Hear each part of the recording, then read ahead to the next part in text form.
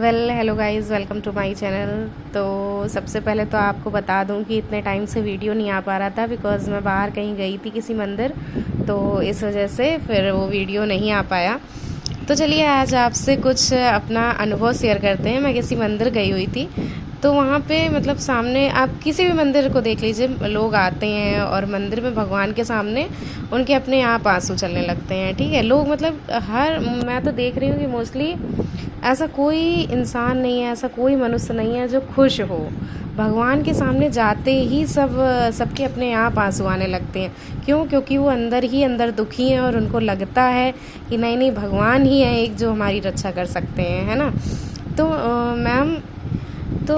Ma'am चलिए मैं आपको बता रही हूँ कि मैम ऐसे सब लोग वहाँ पे भगवान के सामने रोते हैं और लोगों को ये लगता है कि मेरे साथ ही गलत हो रहा है, मैं ही सबसे ज़्यादा दुखी इंसान हूँ इस संसार का, और मेरे साथ ही क्यों भगवान इतना गलत करते हैं। कुछ लोगों की मैम वाकई में ऐसी लाइफ होती है कि मतलब उनका जीवन से मृत्यु तक का जो समय है वो एक स्ट्रगल भरा समय है। ठीक है, और जब वो ऐसे लोग किसी खुश इंसान को देखते हैं तो उनको लगता है कि यार और भी तो लोग हैं, वो मतलब कितने अच्छे से रहते हैं और कितने खुश हैं अपनी लाइफ में, लेकिन मैं ही इतना क्यों दुखी हूँ। तो मैम क्या आप इस बात पे कहेंगी कि क्या, और मैम क्या मतलब कि कोई ऐसा व्रत, कोई उपाय, कोई ऐसा मतलब कोई चीज़ है जिससे लोगों का दुख कम हो सके?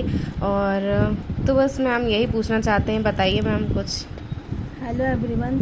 हाँ देखिए, आपने बहुत बिल्कुल सही कहा। बहुत से लोग हैं जो ये बोलते हैं कि मेरे साथ ही ऐसा क्यों हुआ, हम इतना व्रत करते हैं या फिर हम कोई कुछ भी उपाय बताएं, हम सारे उपाय भी कर रहे हैं फिर भी मेरे साथ ही ऐसा क्यों होता है। देखिए मैं फिर से कहना चाहूँगी, देखिए जो कर्मों का फल है, जो आप करके आए हो, जो आपका प्रारब्ध, वो आपको हमेशा आपको उसको तो भोगना ही पड़ेगा। वो कहीं से भी नहीं कर सकता, कहीं से भी कम नहीं हो सकता।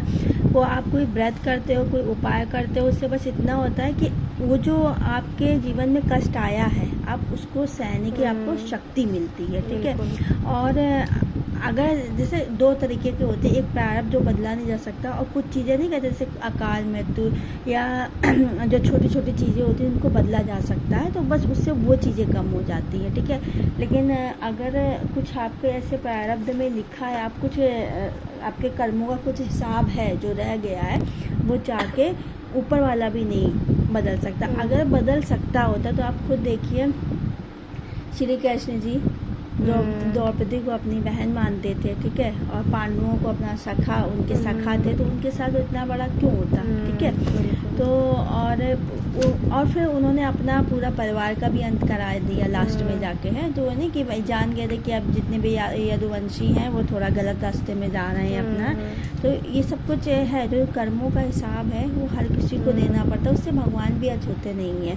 ठीक है, और भगवान बोलते हैं किसी के भी कर्म में हम कर्म के फल में हम बाधा नहीं होंगे। आपने अच्छे कर्म किए तो अच्छा फल मिलेगा, बुरे कर्म, बहुत से लोग कहते हैं कि वो भगवान को भी नहीं मानता, नास्तिक है, या अभी बहुत बुरे कर्म कर रहे हैं, बहुत नहीं है। बहुत से लोगों को देखा अरे वो बहुत ही गंदा इंसान है, बहुत ही ख़राब इंसान है, फिर भी देखिए उसके पास इतना पैसा है, वो ये है, वो मतलब अच्छी लाइफ जी रहा है, उसको कोई कमी नहीं है।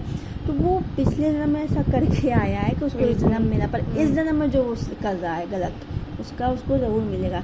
कुछ इसी जन्म में मिलेगा फल और कुछ अगले जन्म का प्रारब्ध बन के सामने आता है। तो ये जो है प्रारब्ध जो है और जो कर्मों का फल है, वो चाह के कोई नहीं मिटा सकता, वो हर किसी को, हर इंसान को भोगना ही पड़ता है। इसलिए हमेशा अपने कर्मों को अच्छा रखना चाहिए, और बस भगवान की शरण लेने से या अपने माता पिता का आशीर्वाद लेने से बस इतना होता है कि उस जो आपके ऊपर दुख आया है ना, आप में ताकत आ जाती है उसको झेलने की। ठीक है, उससे बाहर निकलने की। नहीं, आप कभी सुना होगा, देखा होगा कि वो इंसान कितना मजबूत होता है कि इतना बड़ा स्ट्रगल कर रहा है वो, लेकिन फिर भी वो अभी तक उससे बाहर खुश है और बाहर निकल के आ गया। तो वो कारण ही यही है कि उसका किसी ना किसी, देखिए कहते हैं ना, भगवान कहते हैं हम पत्थर में भी भगवान है, हर इंसान में, जीव में, एनिमल में, सब में वो भगवान है। ठीक है, आप जिसमें आस्था रख लोगे, है ना। तो कहते हैं ना कि एक संबल चाहिए, चाहे आप एक इंसान से वो ले लीजिए हिम्मत। ठीक है, बहुत से लोग अपने माता पिता को सब कुछ मानते हैं। ठीक है, तो वो उनका सपोर्ट बन जाते हैं। कोई ईश्वर को मानता है, आपको सपोर्ट मिलता है, ठीक है। मैं पूजा क्या एक तरीके की मेडिटेशन ही तो है। आप मेडिटेशन करेंगे, आपका दिमाग स्वस्थ रहेगा, आपका मन अच्छा रहेगा, तो अपने आप स्ट्रांग आप बनते हैं। तो और जो भगवान है वो आपको ताकत देते हैं, ठीक है, जो भी है उससे लड़ने का और सही रास्ते पे चलने का। कि आप इसलिए कहते हैं कभी भी आप भगवान से कुछ भी मांगो तो जो मांगना है वो तो मांगे, लेकिन साथ में ये जरूर माने कि हमारी जो बुद्धि है वो सही पथ को चुनने में हमें मदद कर सके।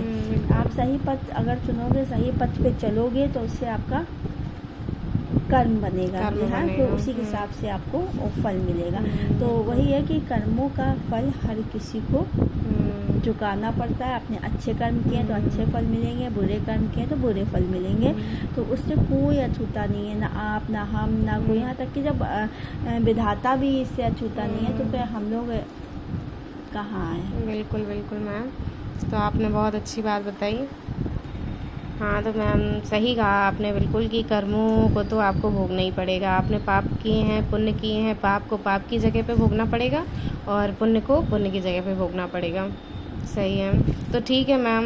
और अब यहाँ तो कहते हैं बहुत से लोग ये कहते हैं कि भगवान कहते हैं जो कुछ भी आप कर रहे हो मैं करवा रहा हूँ। तो मैं अगर कुछ गलत भी हो रहा है तो उसमें हम बहुत से लोग ऐसा तर्क देते हैं।